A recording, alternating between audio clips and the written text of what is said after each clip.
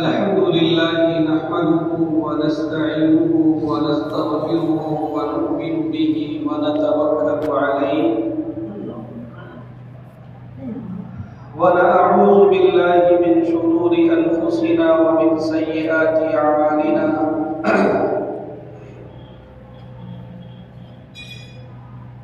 من يهده الله فلا مضل له ومن يضلله فلا هادي له ونشهد أن لا إله إلا الله وحده لا شريك له ونشهد أن سيدنا ومولانا محمدا عبده ورسوله أما بعد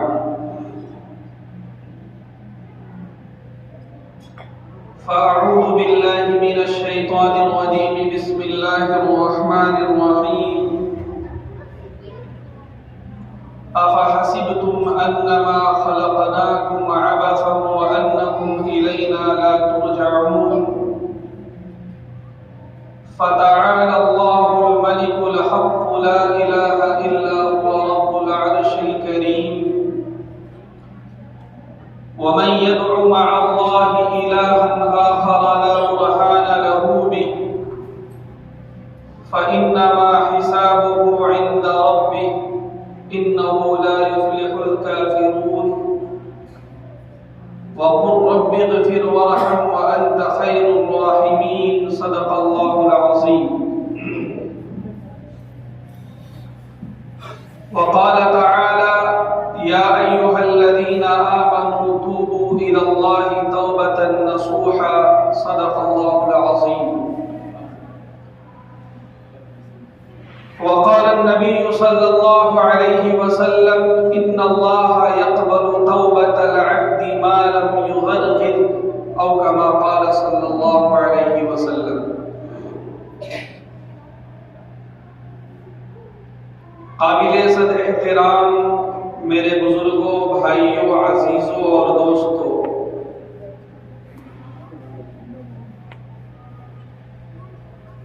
ہدایت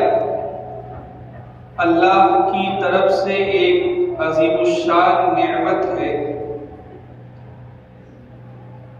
اور ہدایت دینے اور تقسیم کرنے کی ذمہ داری اللہ نے خود اپنے ہاتھ میں رکھی. نبیوں کے سردار حضور پاک صلی اللہ علیہ وسلم کو مخاطب کرتے ہوئے اللہ نے فرمایا إِنَّكَ لَا تَهْدِي مَنْ أَحْبَبْتَ وَلَكِنَّ اللَّهَ يَهْدِي مَنْ يَشَاءُ. آپ جسے چاہیں ہدایت نہیں دے سکتے، لیکن اللہ جسے چاہے اسے ہدایت دے گا. ہدایت اللہ کی طرف سے ایک زبردست نعمت، اللہ کی عطا اور اس کی تقسیم کی ذمہ داری بھی اللہ نے خود اپنے ہاتھ میں رکھی. لیکن ہم یہ دیکھتے ہیں کہ جس طرح اللہ کے ذریعے سے ملنے والی نعمتیں اس دنیا میں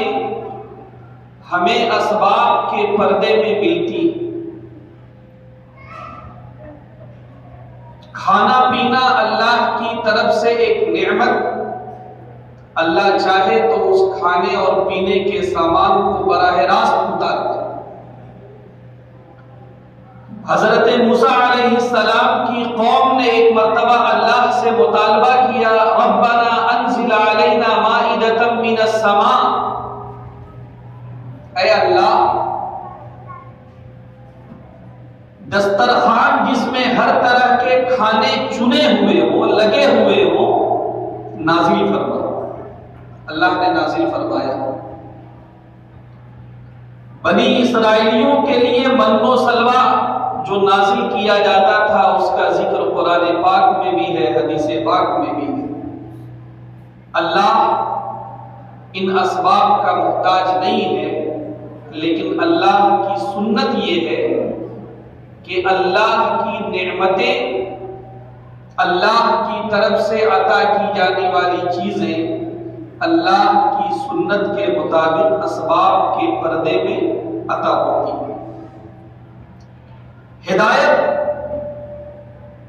اللہ کے ہاتھ میں، اللہ کی طرف سے ایک زبردست نعمت۔ اس کائنات میں جسے بھی نور ہدایت ملتا ہے وہ اللہ کی طرف سے ملتا ہے۔ اللہ نور السماوات والارض، آسمانوں اور زمین میں جو بھی ہے اسے ہدایت کا نور اگر ملا ہے تو اللہ کی طرف سے ملا ہے۔ لیکن اللہ نے اس دنیا میں ظاہری اسباب کے اعتبار سے ہدایت کا جو مرکز بنایا ہے وہ اللہ کے جو گھر ہیں، مسجدیں ہیں، اسے اللہ نے ہدایت کا مرکز بنایا ہے۔ ہدایت کی ہوائیں یہاں سے چلیں گی، ہدایت کا سیلاب یہاں سے پھوٹے گا، ہدایت کے چشمے یہاں سے پھوٹیں گے، ہدایت کے سوتے یہاں سے ابلیں گے۔ یہی وجہ ہے کہ قرآن پاک میں جہاں پر یہ آیت ہے اللہ نور السماوات والارض، لمبی آیت ہے، اس کے فوراً بعد اللہ نے ذکر کیا فی بیوت اذن اللہ ان ترفع ویذکر فیہا اسمہ یسبح لہ فیہا بالغدو والآصال، کہ کچھ گھر ہیں دنیا میں جس میں اللہ کا ذکر ہوتا ہے، اللہ کا نام لیا جاتا ہے، اللہ کا کلمہ بلند ہوتا ہے، اللہ کے دین کی بات ہوتی ہے۔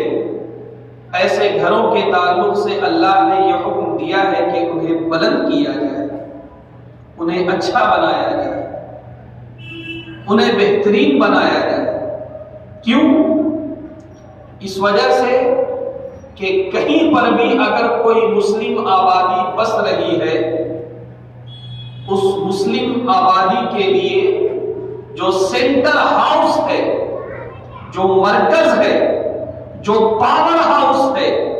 جہاں سے اس مسلم آبادی کو روحانیت کا درس ملنا ہے، عقیدے کی اصلاح ملنی ہے، عبادت کا طریقہ ملنا ہے، اخلاق کا درس ملنا ہے، ہدایت کے سوتے جہاں سے پھوٹتے ہیں، وہ اللہ کا گھر ہے، اللہ کی مسجدیں۔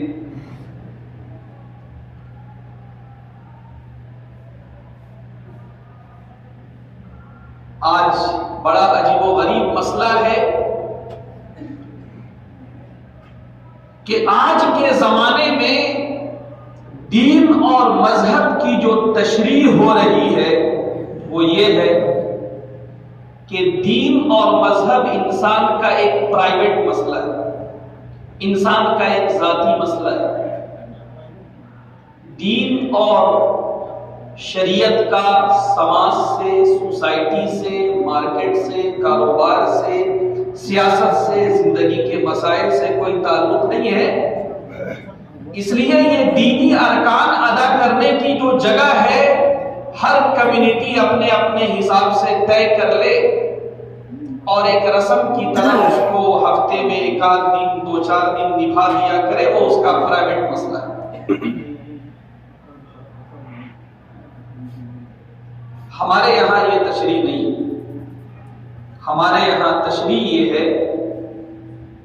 کہ ہم جس دین کے پابند ہیں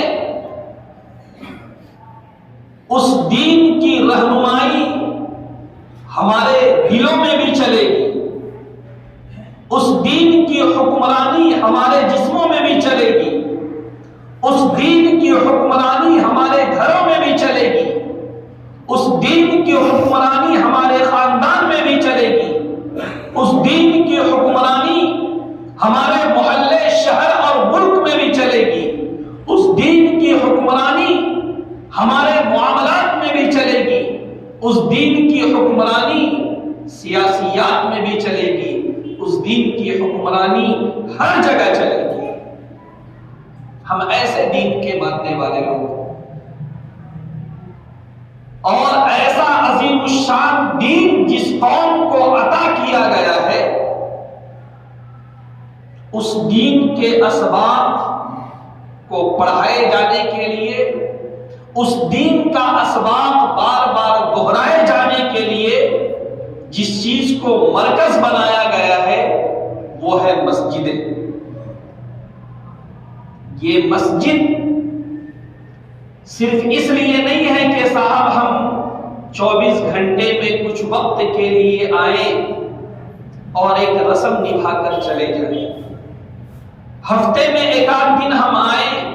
اور رسم نبھا کر چلے جائیں، سال میں کچھ خاص دنوں میں آئیں اور ہم رسم نبھا کر چلے جائیں۔ یہ کسی اور کے یہاں یہ تصور ہو سکتا ہے، ہمارے یہاں یہ تصور نہیں ہے۔ ہمارے یہاں تصور یہ ہے کہ مسجد وہ جگہ ہے جہاں سے انسانی سماج کو پرسنل لائف کے لیے بھی، سوشل لائف کے لیے بھی گائیڈنس دیا جاتا ہو، ہدایت دی جاتی ہو، رہنمائی دی جاتی ہو، مسلم سماج کو زندگی کے ہر ہر قدم پر ان مساجد سے یہ پیغام دیا جاتا ہو کہ ہمیں اپنا اگلا قدم بڑھانا کیسے ہے، ہمیں اگلا اسٹیپ لینا کیسے ہے، ہمیں زندگی کے معاملات میں آگے بڑھنا کیسے ہے۔ میرے بزرگوں، میں نے اس سے پہلے بھی کبھی عرض کیا تھا کہ اللہ نے ہمیں زندگی کی شکل میں جو نعمت دی ہے وہ صرف کھیل اور تماشے کے لیے نہیں، وہ صرف انٹرٹینمنٹ کے لیے نہیں ہے، وہ صرف انجوائمنٹ کے لیے نہیں ہے، بلکہ اللہ نے ہمیں یہ جو زندگی دی ہے وہ اس لیے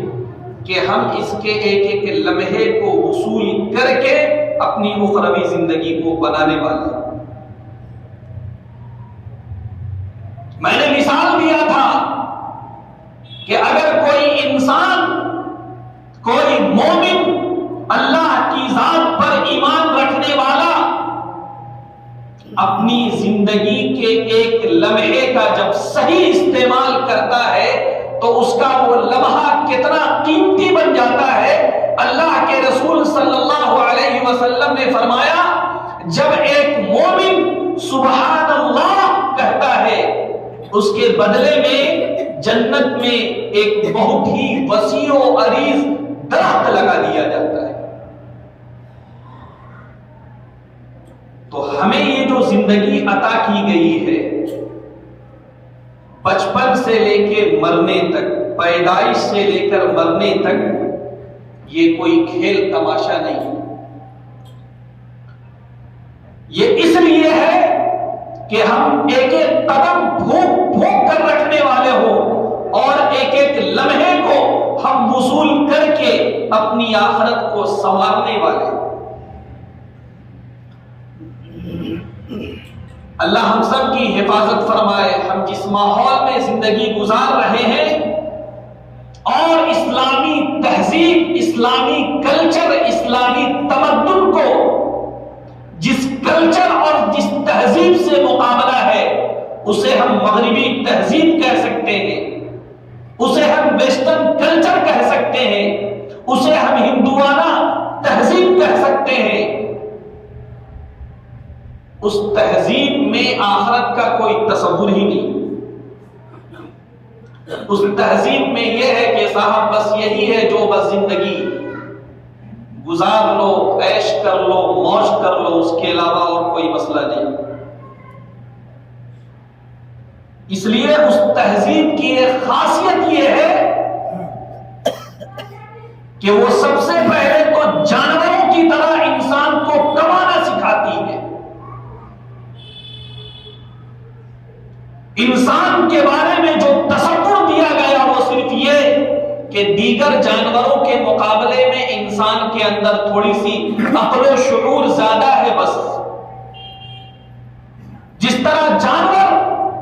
ہر وقت جٹے رہتے ہیں، اپنے کام میں لگے رہتے ہیں، اسی طرح اس انسان کو بھی بغیر کسی پرواہ کے، بغیر آخرت کی فکر کیے ہوئے، بغیر آخرت کی تیاری کیے ہوئے بس جم کے کمانے میں لگنا چاہیے، اور جب کماتے ہوئے وہ تھک جائے تو اپنے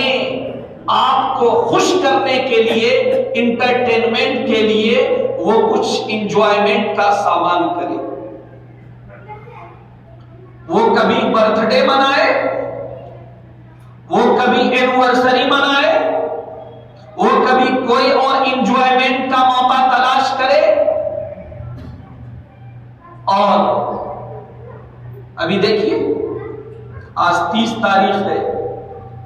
کل انگریزی مہینے کے حساب سے 31 تاریخ ہو جائے گی، اس کے بعد نیا سال شروع ہوگا 31 ایک جشن ہے پوری دنیا میں۔ 12 بجے کے بعد 31ویں تاریخ کے 12 بجے رات کے بعد ایک پورا جشن منایا جائے گا، پوری دنیا ایک جشن میں ڈوب جائے گی۔ بڑا افسوس ہوتا ہے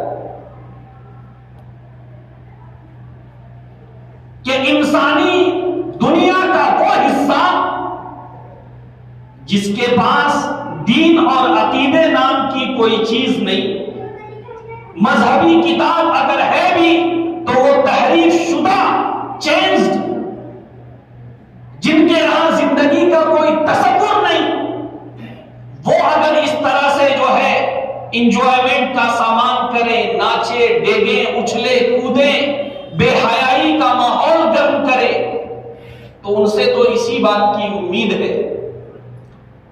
لیکن ہمارا مسلم سماج جو اپنے پاس ہدایت کے لیے قرآن پاک رکھتا ہے، اللہ کی سب سے آخری کتاب،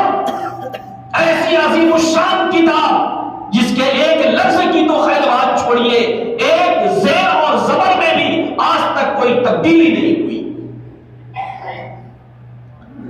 ایسی عظیم الشان کتاب رکھنے والا سماج، اللہ کے رسول، آپ کی جو احادیث مبارکہ ہے، آپ کی جو زندگی ہے، آپ نے جو آئیڈیل لائف اور نمونے کی زندگی جو گزاری، یہ تمام سرمایہ رکھنے والی قوم وہ بھی جو ہے دیگر لوگوں کی طرح ناچے ڈیگے اور خوشیاں منائے تو بڑا افسوس ہوتا ہے۔ اس کا مطلب یہ ہے کہ ابھی ہم نے اپنے دین اور ایمان کو سمجھا نہیں، ہمارا دین ہم سے چاہتا کیا ہے یہ ہم نے سمجھا نہیں۔ ہم بھی بس یہی سمجھتے ہیں کہ دن میں کچھ اوقات میں جا کے اللہ کی عبادت کر دینا، اللہ کے سامنے سر ٹیک دینا، اور کبھی کبھار اس طرح کے کوئی مذہبی رسم کو ادا کر دینا، بس اسی کا نام اسلام ہے۔ اس کا مطلب یہ ہے کہ کامل دین کا جو تصور ہمیں دیا گیا تھا وہ تصور ہمارے ذہن میں نہیں۔ میرے بزرگوں، ایک بات یاد رکھی جائے، کبھی کبھی یہ سوال ہمارے ذہن میں پیدا ہوتا ہے کہ آخر کیا بات ہے کہ دنیا میں بہت سارے مذاہب کے ماننے والے لوگ ہیں، دنیا میں بہت سارے مذاہب ہیں، لیکن ہم تو نہیں دیکھتے ہیں کہ پوری دنیا کے ماحول میں یا پھر ملکی ماحول میں کسی مذہب کو بہت زیادہ نشانہ بنایا جاتا ہو۔ لیکن پوری دنیا کے بیک گراؤنڈ میں اگر دیکھا جائے، مسلمان نشانے پر، ملکی پیمانے پر اگر دیکھا جائے مسلمان نشانے پر، اسٹیٹ کے لیول میں دیکھا جائے مسلمان نشانے پر، کیا ہے یہ سب؟ جی، آپ نشانے پر رہیں گے، آپ قیامت تک نشانے پر رہیں گے، اور اس کی وجہ یہ ہے کہ آپ جس دین کو ماننے والے ہیں وہ کامل اور مکمل دین ہے، وہ ایک کمپلیٹ زندگی گزارنے کا وقت مذہب کے نام پر جو کچھ بھی ہے، چاہے اسے عیسائیت کا نام دیا جائے، چاہے اسے یہودیت کا نام دیا جائے، چاہے اسے ہندوازم کا نام دیا جائے، چاہے اسے جینزم کا نام دیا جائے، چاہے کوئی اور نام دیا جائے، میں ڈنکے کی چوٹ پر کہہ سکتا ہوں کہ ان مذاہب کے علماء کے پاس، ان کے پادریوں کے پاس، مذہب کی باتیں جاننے والوں کے پاس آج کے زمانے کے جو چیلنجز ہیں، آج کے زمانے کے جو سوالات ہیں، ان کے جوابات ان کے پاس نہیں۔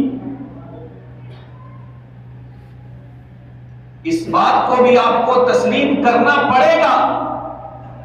کہ اس وقت پوری دنیا کے پس منظر میں اگر دیکھا جائے، تعداد کے اعتبار سے سب سے زیادہ عیسائی لوگ، آپ لوگوں نے پڑھا ہوگا کیوں؟ ان کے یہاں ایک چیز ہے، وہ ہیلتھ پہ بہت زیادہ دھیان دیتے ہیں، ایجوکیشن پہ بہت زیادہ دھیان دیتے ہیں، انسانی خدمات پہ بہت زیادہ دھیان دیتے ہیں، اور بسا اوقات وہ لوگ جن کے پاس کوئی مذہب نہیں ہے، کوئی دین نہیں ہے، کوئی اصول نہیں ہے زندگی کا، وہ اس طرح کی چھوٹی موٹی باتوں سے متاثر ہو کر مذہب تو وہ قبول کر لیتے ہیں، اور اس طرح سے پوری دنیا میں ان کی تعداد زیادہ ہے۔ لیکن یہ بات یاد رکھیے، جس طرح اسلام کے ایک ایک مسئلے کے تعلق سے اور دنیا میں چاہے جس طرح کے انقلابات آ جائیں، دنیا میں چاہے جس طرح کے سوالات پیدا ہو جائیں، ان تمام سوالات کے تعلق سے اسلام کے جاننے والے لوگ ڈنکے کی چوٹ پر کہتے ہیں کہ ہاں، تم ہمارے دین پر کوئی آبجیکشن اور کوئی اشکال کر کے دکھاؤ، انشاءاللہ ایک نہیں 10 جواب دیا جائے گا۔ تم کوئی نیا مسئلہ لا کر دکھاؤ، ایک نہیں 10 حل پیش کیے جائیں گے۔ یہ صلاحیت اگر کسی مذہب میں ہے تو خدا کی قسم وہ صرف اسلام میں ہے، اس کے علاوہ کسی مذہب میں یہ صلاحیت نہیں۔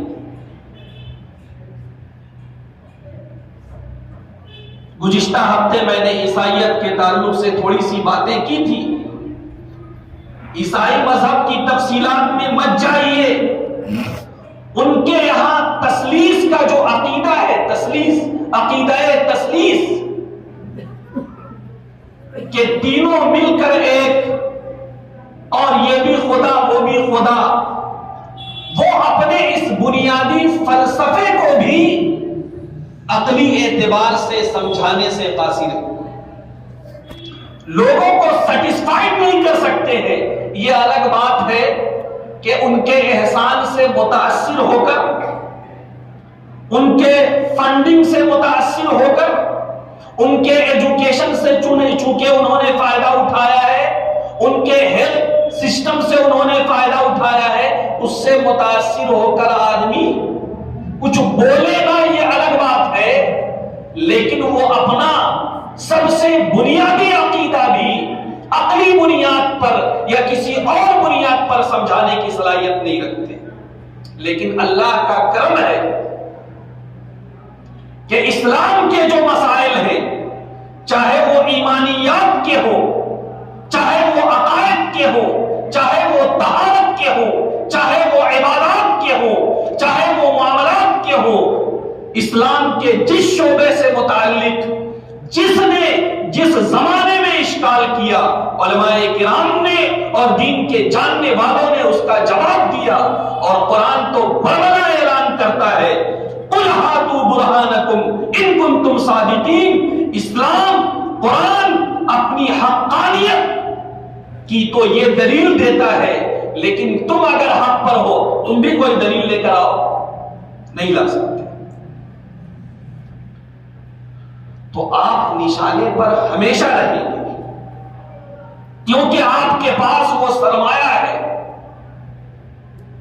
اس وقت دنیا میں جو بھی سپر پاور ہے، اس وقت دنیا کی معاشیات اور دنیا کی اکنومی جن کے ہاتھ میں ہے، اس وقت دنیا کا پولیٹیکل سسٹم جن کے ہاتھ میں ہے، ان کو پتا ہے کہ اگر کسی کے اندر مقابلے کی صلاحیت ہے تو وہ صرف قوم مسلم ہے۔ ہر نفس ڈرتا ہوں اس امت کی بیداری سے میں، ہر نفس ڈرتا ہوں اس امت کی بیداری سے میں، ہے حقیقت جس کے دی کی احتساب کائنات۔ لوگوں کو پتا ہے کہ یہ جو قوم ہے یہ 100-150 سال سے تھوڑا سا ابھی پسپا ہو گئی ہے اپنی بدعمالیوں کی وجہ سے، لیکن انشاءاللہ اللہ کے رسول نے جو بشارتیں دی ہیں، پچھلے ہفتے بھی میں نے عرض کیا تھا کہ حضرت عیسیٰ علیہ السلام کی آمد اور حضرت مہدی علیہ السلام کی آمد کا جو بھی زمانہ ہوگا، اسلامی حکومت کا زمانہ ہوگا، پوری دنیا میں اسلام کا بول بالا ہوگا، اللہ جب چاہے گا ایسا ہوگا۔ لیکن یہ جو تھوڑی سی پسپائی جو ابھی دکھ رہی ہے یہ ہمیشہ کے لیے نہیں ہے، یاد رکھیے، یہ ان کو بھی پتا ہے، ان کو پتا ہے کہ یہی وہ قوم ہے جس نے 1450 سال میں 150 سال کو اگر مائنس کر دیا جائے تو 1200 سال تک پوری دنیا میں حکومت کی ہے۔ پوری دنیا کی سپر پاور اگر کوئی رہی ہے تو وہ مسلم قوم رہی ہے، وہ مسلم سماج رہا ہے، یہ ان کو پتا ہے، اس لیے ٹارگٹ میں آپ ہمیشہ رہیں گے۔ میرے بزرگوں، میں نے بات یہاں سے شروع کی تھی کہ ہم اپنے آپ کو پہچانے کہ ہم کون ہیں، ہمارا تشخص کیا ہے، ہمارا امتیاز کیا ہے، ہماری پہچان کیا ہے۔ ایسا نہیں ہے کہ بھیڑ جدھر جا رہی ہے ہم بھی ادھر چلے جائیں، نہیں، بہت ڈرنے کی بات ہے۔ قرآن پاک میں ایک مقام پر جہنمیوں کے تعلق سے بیان کیا گیا اور کہا گیا ما سلککم فی سقر، جہنمیوں کو مخاطب کر کے کہا جائے گا کہ کس چیز نے تمہیں جہنم تک لا دیا، کس وجہ سے تم جہنم میں آ گئے؟ قالوا لم نک من المصلین، وہ یہ کہیں گے کہ ہم نماز نہیں پڑھتے تھے، ولم نک نطعم المسکین، ہم مسکینوں کو کھانا نہیں کھلاتے تھے، اور ایک بڑی عجیب بات وَكُنَّا نَخُوضُ مَعَ الْخَائِضِينَ، ہم بھی بھیڑ کا حصہ بن جاتے تھے۔ لوگ جدھر جا رہے ہیں ہم بھی ادھر چلے گئے، لوگوں کا سیلاب جدھر بہ رہا ہے ہم بھی ادھر بہ گئے، لوگ جدھر جا رہے ہیں ہم بھی ادھر چلے گئے۔ وَكُنَّا نَخُوضُ مَعَ الْخَائِضِينَ، لوگ جدھر جا رہے تھے ہم بھی ادھر چلے گئے، یہی سبب بنا جہنم میں آنے کا۔ اس وقت میں بڑی ادب کے ساتھ اور احترام کے ساتھ خاص طور سے اپنے نوجوان بھائیوں سے کہوں گا، میرے بزرگوں، ہماری جو زندگی ہے اگر وہ گزر رہی ہے تو یہ تھوڑا سا غور و فکر کی بات ہے، یہ کوئی خوشی منانے کی بات نہیں۔ اللہ نے کس کی مقدر میں کتنی عمر رکھا ہے اللہ جانتا ہے۔ 1 سال اگر گزرا تو وہ جو متعین عمر ہے اس میں سے 1 سال کم ہوا، 365 دن کم ہوئے۔ غور کرنے کی بات ہے کہ اس میں ہمیں خوشی منانا چاہیے، ڈانس کرنا چاہیے، انٹرٹینمنٹ کرنا چاہیے، یا پھر یہ کہ یکسوئی کے ساتھ مسجد کے کسی کونے میں یا گھر کے کسی کونے میں بیٹھ کر اپنی زندگی کا جائزہ لینا چاہیے۔ یہ جائزہ لینے کی ضرورت ہے کہ ہمیں کس طرح زندگی گزارنی تھی اور ہم کس طرح زندگی گزار رہے ہیں۔ میرے بزرگوں، بالکل مایوس ہونے کی ضرورت نہیں۔ یقیناً انسان ہونے کے ناطے غلطیاں ہم سے ہوتی ہیں، غلطیوں سے کوئی پاک اور مبرہ نہیں ہے۔ انبیاء کرام غلطیوں سے معصوم ہوا کرتے ہیں،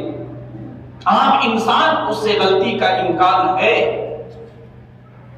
لیکن اللہ کے رسول صلی اللہ علیہ وسلم نے ایک موقع پر فرمایا کل بنی آدم خطاؤون وخیر الخطائین التوابون، کہ بنی آدم سے غلطیاں تو ہوں گی، بنی آدم غلطی کرے گا، انسان غلطی کرے گا، لیکن غلطی کرنے والوں میں بہتر وہ ہے جو کہ توبہ کرنے والا ہے۔ اس طرح کے لمحات جب آتے ہیں تو ہمیں گزری ہوئی زندگی کے تعلق سے توبہ کرنا چاہیے۔ جو بھی گناہ ہم سے ہو گئے، جو بھی خطائیں ہم سے ہو گئی، جو بھی لغزشیں ہم سے ہو گئی، ان کے تعلق سے ہم اللہ کے حضور میں توبہ کریں، توبہ نصوح کریں، خالص توبہ کریں۔ اور میرے بزرگوں، میں آپ کو کیا بتاؤں، اللہ کی رحمت سے کبھی مایوس مت ہوئیے۔ اللہ نے کہاں کہاں پڑے ہوئے لوگوں کو کہاں تک پہنچا دیا، آپ اس کا تصور نہیں کر سکتے۔ بے شمار واقعات ہیں۔ بنی اسرائیل جو قوم گزری ہے، اس کے تعلق سے ایک واقعہ احادیث میں بھی مذکور ہے۔ ایک شخص، اس نے 99 قتل کیے، اور اپنے زمانے کے ایک عالم کے پاس وہ گیا۔ ایک بات ہمیشہ یاد رکھیے، یقیناً اللہ توبہ کو قبول کرنے والا ہے، لیکن اس کا مطلب یہ نہیں ہے کہ ہم جان جان کر گناہ کریں کہ اللہ تو معاف کرنے والا ہے۔ بزرگوں نے کہا ہے کہ نہیں، یہ جرأت ہے۔ ٹھیک ہے، شیطان کے دام میں آ کر، نفس کے جال میں آ کر اگر غلطی ہو جائے، اللہ سے توبہ کیجئے، مایوس مت ہوئیے، لیکن جان جان کر گناہ کرنا یہ بہت جرأت کی بات ہے۔ اللہ ہم سب کی حفاظت فرمائے۔ تو بنی اسرائیل کا وہ شخص جس نے 99 قتل کیے تھے، اپنے وقت کے ایک عالم کے پاس وہ گیا اور اس نے کہا کہ حضور یہ بتائیے کہ میں نے 99 قتل کیا ہے، کیا میرے لیے توبہ ہے؟ جی، فتویٰ دینے کے لیے بھی علم چاہیے، سمجھ چاہیے۔ آج کے ٹائم میں جو ہے لوگ بڑی اچھی باتیں کہتے ہیں کہ آج کے ٹائم میں کسی سے بھی آپ مسئلہ پوچھیے، وہ کچھ نہ کچھ آپ کو ضرور بتا دے گا۔ دو چیزیں ہیں، ایک چیز یہ ہے کہ آپ اپنی بیماری کسی کے سامنے رکھیے، وہ کوئی نہ کوئی علاج آپ کو ضرور بتائے گا، کوئی نہ کوئی نسخہ آپ کو ضرور بتائے گا۔ اور دینی مسئلے اتنے آسان ہیں کہ کہیں پر بھی آپ کوئی بات کیجئے، وہ بیچارہ سندی مفتی ہو نہ ہو، عالم ہو نہ ہو، آپ کو مسئلہ تو ضرور بتا دے گا۔ اب وہ صحیح بتایا غلط بتایا اس کی ذمہ داری آپ پر، لیکن مسئلہ بتانے میں بھی بہت احتیاط کرنا چاہیے۔ حضرت ابو بکر رضی اللہ عنہ کا قول ہے، کیا بات ہے، ابن ابی قحافہ کو اگر ایک شریعت کی بات معلوم نہیں، کوئی بات نہیں ہے، لیکن اپنی طرف سے بغیر علم کے مسئلہ بتا کر اور غلط فتویٰ دے کر ابو بکر اتنے بڑے وبال کو اپنے سر پر نہیں لے سکتا ہے۔ ایک بہت بڑے عالم گزرے ہیں، انہوں نے اصول افتاء پر ایک کتاب لکھی ہے۔ جو لوگ مفتی بنتے ہیں، ایسا نہیں ہے کہ کوئی ایک گھر ہے اس میں گھس جاتے ہیں اور مفتی بن کے نکل جاتے ہیں، ایک دروازے سے گئے اور دوسرے دروازے سے نکل گئے، ایسا نہیں ہے۔ باقاعدہ کورس ہوتا ہے، کتابیں پڑھائی جاتی ہیں، اصول بتائے جاتے ہیں۔ انہوں نے کتاب جو لکھی اس کا نام ہی بڑا عجیب و غریب رکھا، التوقیع عن رب العالمین، اعلام الموقعین عن توقیع رب العالمین۔ اس کا مطلب یہ ہے کہ جو شریعت کا کوئی مسئلہ بتاتا ہے وہ رب العالمین اللہ کی طرف سے دستخط کرتا ہے، کیونکہ شریعت کے مسائل اور دین کے مسائل تو اللہ اور اس کے رسول نے بتائے۔ اب اگر اس کی کوئی تشریح کر رہا ہے، گویا کہ اللہ اور اس کے رسول کی منشا کو وہ بتا رہا ہے۔ خدا نخواستہ اس میں اگر کوئی غلطی ہو جائے تو یہ بہت بڑی بات ہے، اس لیے احتیاط کی ضرورت ہے۔ ہمارے اساتذہ کہا کرتے تھے، کوئی مسئلہ معلوم نہ ہو بلا تکلف کہہ دو مجھے مسئلہ معلوم نہیں۔ امام مالک رحمت اللہ علیہ کا قول یہ تھا، لا کوئی اگر جرأت کے ساتھ کہتا ہے کہ مجھے یہ بات معلوم نہیں ہے، وہ بھی نصف العلم ہے، کم سے کم اس کو یہ تو پتا ہے کہ مجھے یہ بات معلوم ہے، مجھے یہ بات معلوم نہیں۔ بہرحال تو میں یہ عرض کر رہا تھا کہ بنی اسرائیل کا وہ شخص ایک مفتی کے پاس گیا، اس نے کہا کہ حضور میں نے 99 قتل کیے ہیں، میرے لیے توبہ ہے؟ وہ مفتی صاحب نے کہا کہ اتنا جرم کر کے آئے ہو، کہاں سے توبہ ہے؟ توبہ نہیں ہے۔ تو وہ بھی بڑا من چلا تھا، اس نے کہا کہ ٹھیک ہے، تب 99 ہوا ہے، سینچری آپ ہی سے اب پوری کر دیں۔ آخری قتل اس نے مفتی صاحب کا کیا ہے، اس لیے تھوڑا احتیاط رکھیں، جو مولانا مفتی صاحب لوگ ہیں تھوڑا احتیاط رکھیں، کبھی کبھی اس طرح کے حالات بھی پیش آ جاتے ہیں۔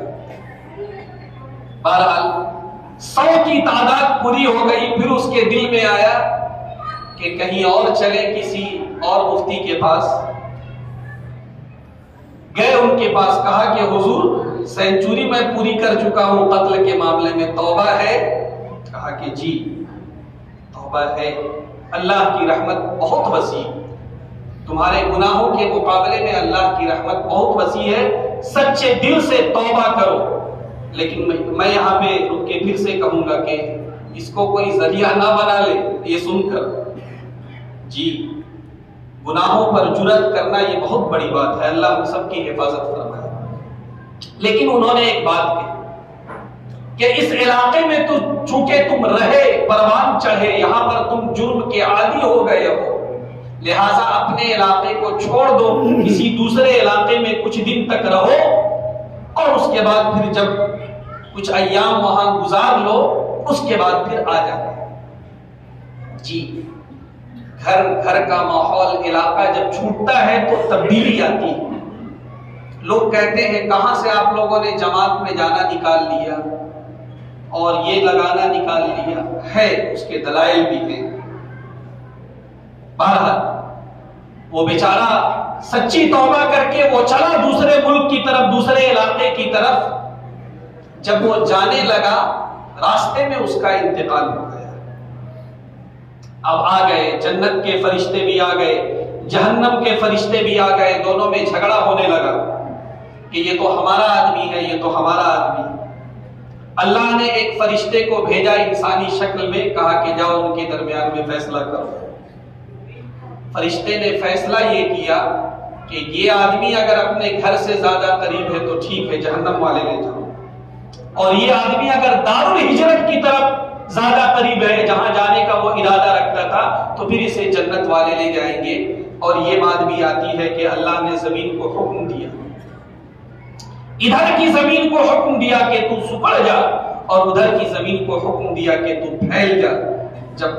نپائی ہوئی تو یہ دیکھا گیا کہ یہ آدمی دار الہجرت کی طرف زیادہ قریب تھا، جنت کے فرشتے اس کو لے گئے۔ میرے بزرگوں، بات صرف یہ ہے کہ ہم اللہ کی رحمت سے کبھی مایوس نہ ہو، اللہ کے سامنے حاضر ہو کر اپنی پرانی زندگی کے تعلق سے جو کوتاہیاں بھی ہو گئی ہیں، اللہ سے معافی مانگے، سچی توبہ کرے، اللہ اسے قبول کرنے والا ہے۔ بے شمار واقعات ہیں۔ قاضی عیاض رحمت اللہ علیہ ایک بہت بڑے بزرگ گزرے ہیں۔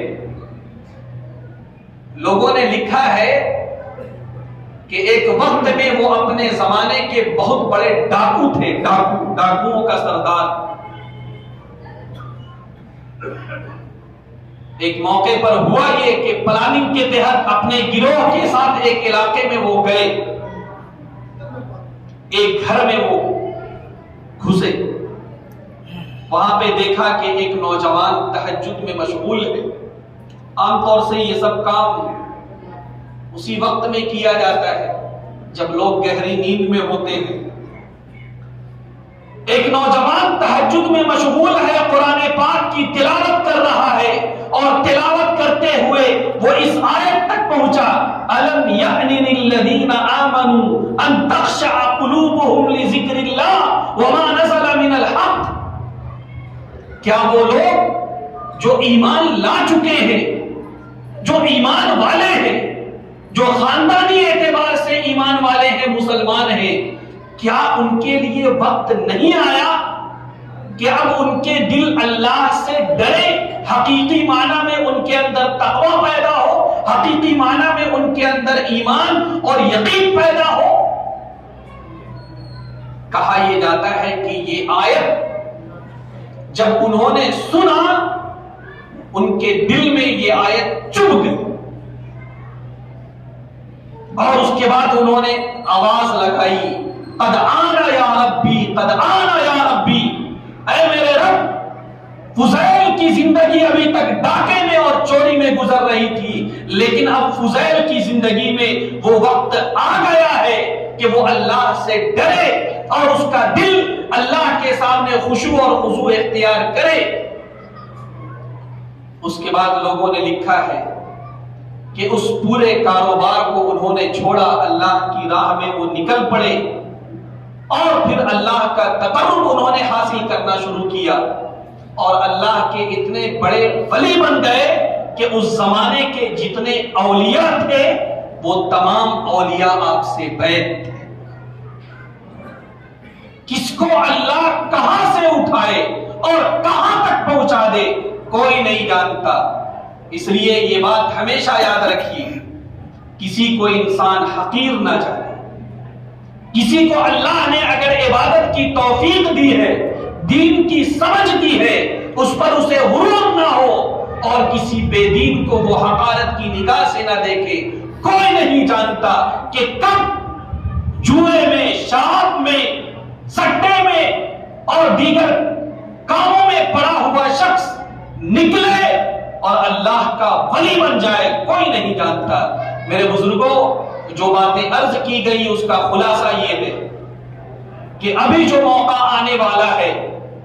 ہم بالکل ہر طرح کی بے حیا باتوں سے 31 جنوری ہمارا نوجوان بالکل اس طرح کے میلے ٹھیلے میں اور اس طرح کے گیدرنگ میں اور اس طرح کے پروگرام میں بالکل شریک نہ ہو۔ اگر اللہ توفیق دے تو توبہ کیا جائے، استغفار کیا جائے، ایک نئی اور اچھی زندگی گزارنے کا عزم کیا جائے۔ اللہ سے دعا کریں کہ اللہ ہمیں بھی اور آپ لوگوں کو بھی ان باتوں پر عمل کی توفیق سے نوازے۔ آمین۔ وآخر دعوانا الحمدللہ رب العالمین۔